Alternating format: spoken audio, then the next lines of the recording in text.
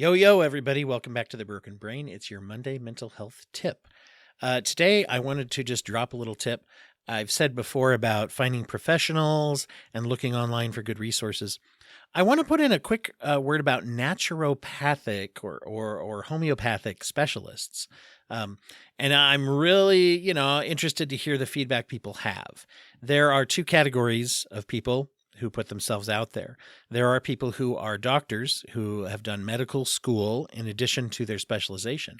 There are others that have taken training and courses who are not that. They are not a medical doctor.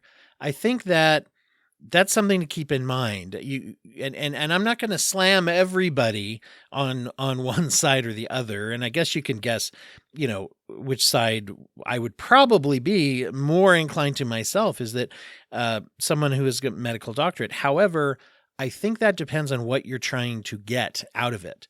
As you know, I have a lot of people who come on either in the homeopathic realm or in the mental health realm who are not clinicians. They are oftentimes coaches, trainers, specialists in information and trading information and giving people tools that they can use. And did you know in the mental health profession that there are many people at the master's or bachelor's level who are not licensed clinicians but provide what people often refer to as psychoeducation and things such as like that. So knowing what it is that you are looking for is actually very, very important. And I will say the ethical practitioners will tell you who they are and what their training is. And so when I am reviewing people to come on the show, when they reach out to me or if I hear what they do and I reach out to them, one of the things that I'm always looking for is how do they present what they do? Do they present what they do as kind of like, first of all, is it a catch-all, cure-all? I've talked about this before in other, Monday tips. That's not a good sign. And do they understand their scope of practice? See, this is a very important thing when you are not only an sort of like fan or advocate of mental health, but if you are someone who is actually working or performing things that work in medical or mental health. Do you understand your scope of practice?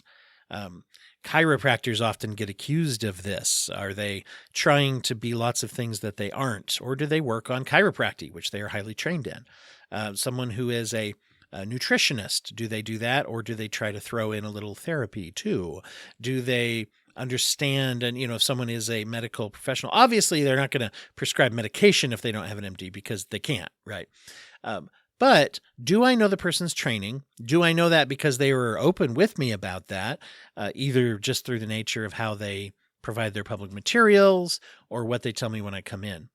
Technically, within scope of practice, there are ethics that if you talk to someone who does not have a doctorate, like myself, for example, if someone calls me doctor, I'm supposed to, and it's the right thing for me to say, I'm not a doctor.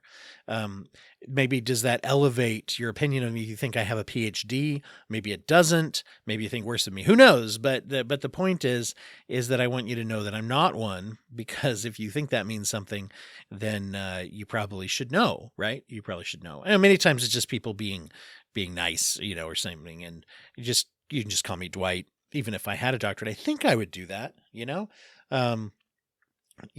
kind of like that with really any professional is to ask, so what do you do and where did you come from, so to speak? And if you're talking to someone who is giving a lot of medical information, for example, I wouldn't do that. If someone mentions I'm going through this thing medically, I'm going to be very careful how I say, talk to someone, who's got medical training, an MD or a DO or a nurse practitioner, or someone who has that training about that. And then we can talk about how you feel about it and how it affects your psychology, which is my training and my scope of practice. And one thing I would just be very careful of is if you're talking to anyone who is not one of those professionals I said, a nurse practitioner, an MD, a DO, someone who has medical training. And even those people, you want to be careful. But if someone is telling you to get off your medication, then you need to be very careful to know who that person is. I was in a training one time where someone was demonstrating some things with body tapping and sort of trying to ask your body what it needs and all that jazz.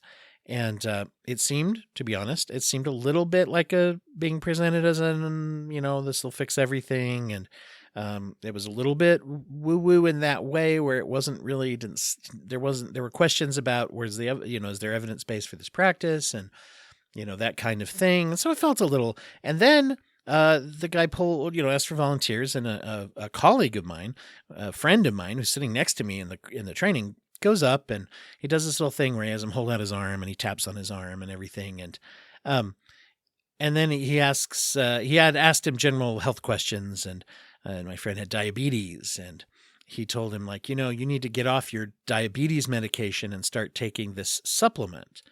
And I was like, that seems a little bit like that doctor in Pete's Dragon. A little bit. And I was like, you need to at least have a plant in the audience if you're going to do that. So anyway, I would just put it out there. And my belief is that and my friend, he did not do that, by the way. In fact, he was like, well, thank you. And then he came down and sat down, and I said, you're not going to really stop taking your medication, are you? And he just laughed and said, no, of course not. So that is there. It is within the realm of that. I'm not trying to talk down to anybody's beliefs or anything out there, but I'll just say that, be careful, because there can be harm done by someone who does not understand their scope of practice, particularly if they're very, very passionate. They're going to try to do what they think is helpful. And just be a little careful. This is where second opinions come in, and also just knowing, especially if this is someone who I only know from like TikTok or something, you may want to dig a little deeper. And I always say, if you hear something intriguing, take it to a trusted person who has the training. If you want to get a couple opinions, go for it, because they will differ. And not everybody with that training is good. Okay. So, be careful out there is what I'm trying to say. But definitely, if you find something interesting, bring it up to check into it. You can look on your own and see if there's research to establish it, what people's experience is, and I would always get that input of the admittedly imperfect, trained or licensed professionals, and see what they think as well. So it's a little bit of a reiteration of a tip, but I just have so many people on the program, and I endeavor to always bring people on who know their scope of practice and practice it very, very well. So if you have someone on the program, if you hear someone on the program, just know I've at least done a sort of cursory job of trying to make that the case. Our charity of focus, of course, for this month is at peitn.com. You can learn more about the Prince Edward Island Transgender Network and the good work they are doing for the queer population, particularly trans individuals, obviously, who live in that area, for advocacy, support, and really a lot of practical supports of helping people to live healthy, happy, and safe lives. We'll be back tomorrow with some more stuff. And by the way, this is in the month of December, so you're going to hear some reruns that are going to be running. You've heard some reruns of some of the past Christmas-focused episodes.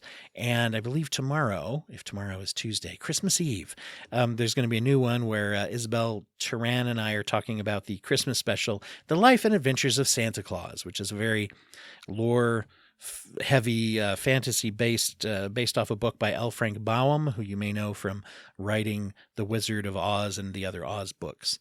And in fact, it exists in the same universe as Oz. So it's an interesting take on the Santa Claus story, which, if you've listened over the last holidays or two, you know that I think is very, very fascinating. So that'll be out tomorrow. And happy holiday of any kind to anybody who practices, or happy not holiday if you're not into it. I don't really care. I just hope that you have a good time when people are out there partying and stuff. I hope that you have some things to do, or don't if you don't, and have fun with that. Thanks, everybody. Bye.